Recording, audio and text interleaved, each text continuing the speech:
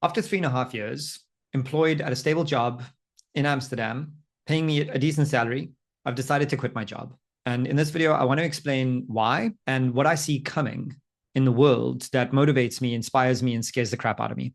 So to begin with, this video has nothing to do with my employer. You can replace the word employer, my employer, with your employer or anyone in the world. I think that there are some generic things that I am desperate to avoid in corporate life that led me to partly leave my job. Not the main reason, though. My employer or ex-employer has very little to do with the reason that I don't want a job anymore. There wasn't a single moment that it dawned on me that I needed to leave my job. It was a confluence of many things. And I think it started about 2.5 years ago when ChatGPT really became something in the world. I believe that that was a seminal moment for people like me who've been building a certain skill set for the last 20 years that had nothing to do with technology and design. Those were the lacking parts of my skill set. And in getting a job, I started to notice things after being employed for 3.5 years that I just don't align with anymore. Things that don't interest me, things that bore me and leave me languishing at work. Organizational entropy is built into every organization. Every organization is pulling itself apart while it's trying to put itself back together. I cannot stand alignment theater, middle management who are trying to tick boxes instead of build things, are trying to politic instead of build things, are trying to adopt the latest incentive scheme instead of solving customer problems, and the growing distance between the work being done and the customer's problems being solved. These things frustrate the crap out of me. And I think at any employer in the world of AI right now, the push is to adopt AI at all costs. And that's the wrong incentive. Staff members who are motivated and incentivized to adopt AI at all costs will adopt AI at all costs. And then you have slop. And I'm rallying against that. I don't think AI at all costs is a smart system. The realization that I needed to extricate myself from employment really emerged as a slow crystallization after months of burnout, reintegration process, and understanding that I am not the final say in this company. And if I'm not the final say, then I'm not really building value for myself. And that's really the main thing here, is that I believe that we're in a time that we haven't seen before in the tech space, and a time where I want to build.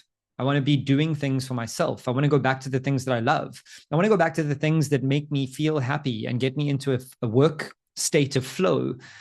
And managing middle managers and managing upwards and managing downwards and trying to help a company become AI enabled, it's not where I am in a flow state. It's really that simple. I'm less interested in how people want to politic than how they want to build and solve customer problems and create things in the world. And that phrase, create things in the world, is maybe the one that I'm latching onto the most at the moment. I have spent a fair amount of time listening to Rick Rubin over the past few years. And his recent interview with a guy called David Senra, who built the Founders Podcast, was absolutely incredible. If you don't know, Rick Rubin is a music producer who likes to call himself a reducer because he removes things. He doesn't produce things. But he can't really play an instrument very well. And he's one of the most prolific and influential producers in music in the last 3 decades. Since he was 19, he's been producing things in the world that he believes needs to exist. And that's it. It's that simple. At 19, he wanted to build a hip hop album because he didn't believe that he was listening to hip hop in the world that he was hearing in clubs. So the albums that were being produced were finished well and fine and clean and elegant, but they weren't raw and authentic.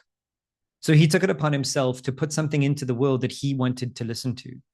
And I think that's what I'm indexing at the moment on.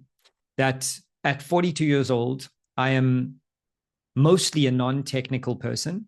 I understand how to read code. I understand design principles. I understand product sense deeply because I've spent 20 years building products. And up until 2 years ago, people like me required co-founders. We needed technical people to build things, to launch things, to take things into the market and scale them. And that's just not true anymore. Now I can build a version 1 of basically anything. And I feel like I've been waiting 20 years for this moment. And today with AI, I can design, I can code, I can launch, I can create, I can iterate, I can expand, I can research. I can get back to the things that I enjoy doing. And the world has handed me the missing part of my skill sets. All I had to do was wait. And I feel like the time is now. And if you feel the same and you're employed and your employer is frustratingly slow and not giving you the kinds of access you want to the world and the AI tools, and they're taking too much of your time, then maybe this video can resonate with you and you can start considering whether employment is right for you. Now, I genuinely don't believe that everybody should be self-employed, but I do feel like we're moving to the part of our world where full-time employment is concerning. Layoffs lead to more budget for companies to invest into AI. And as AI grows into a company, that leads to more layoffs, which then leads to more capital that can be invested into AI. So I'm not entirely sure that anybody who is sitting pretty at a full-time job, working 5 to 6 days a week, 7 days a week maybe, or working 8 to 15 hours a day, I'm not entirely convinced that full-time employment is a safe bet anymore. It used to be. And as entrepreneurs, we used to watch our fully employed friends scale into their careers and earn significantly more money over time, but not really build any value career-wise that they owned. So I firmly believe that the future is a blend of passive income, self-employment, and formal employment by a company that you don't own. I'm open to working 2 days a week and will be doing so for other people on things that they're building, on value they're creating. But ultimately, I'm much more interested in diversifying my interests and following my curiosity. And on that point, for many years, we've been told that it's important that you do one thing. You have to just do one thing forever. And that's a venture capital concept, that you have to do one thing. One thing is all that founders should focus on. And then recently I read an article about Kevin Kelly, and he calls himself a flounder. And I love that. He flounders from one interest to the next, building valuable things and interesting things. And if they don't work, he leaves them. And if they do, he carries on. And if they fizzle out, they do. And if they grow into something bigger, he doubles down. And so that's kind of what I'm going to be doing, is going back to the things that I love to do. And when I asked myself the question, what are the things that you love to do? I came up with two very clear answers. The first one is I like to talk in front of people. I have been doing it since I was 17 years old, when I did my first official keynote in front of Nelson Mandela and 1,000 people. And I've been doing it for 15 years as a professional. So I'm going to be going back to keynote speaking around the world and picking that up again. And then the second thing I like to do is build stuff and help people build stuff. So I'm building side projects. I'm following my interest. I'm solving problems I have every single day. And I believe that if you are giving your employer 15 hours a day and they're only paying you for 8, they're stealing your time. And I believe that you need to get control of your time, like I wanted to get control of my time. And that's all this is. I am not entirely convinced that a 5-day work week makes sense. It's an invented concept from the industrial era that has been remaining with us for no particular reason. So I don't want to work 5 days a week, 8 hours a day. I want to work when I'm motivated to work. I want to be inspired to work on things that move me and motivate me and that I believe need to belong in the world, regardless of who is watching them.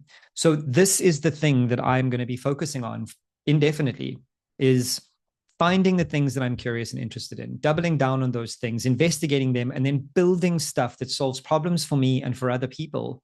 And that's what I implore you to do. I'm not asking you to quit your job, but I am asking you to really consider whether your full-time employment is safe as you think it is, whether you can invest 2 hours an evening into something that will earn you passive income, whether you can invest 1 hour a week into something that gives you joy, that makes you have fun. That's it. I'm seeing a world change in front of me, and I'm not seeing enough people respond with their own agency.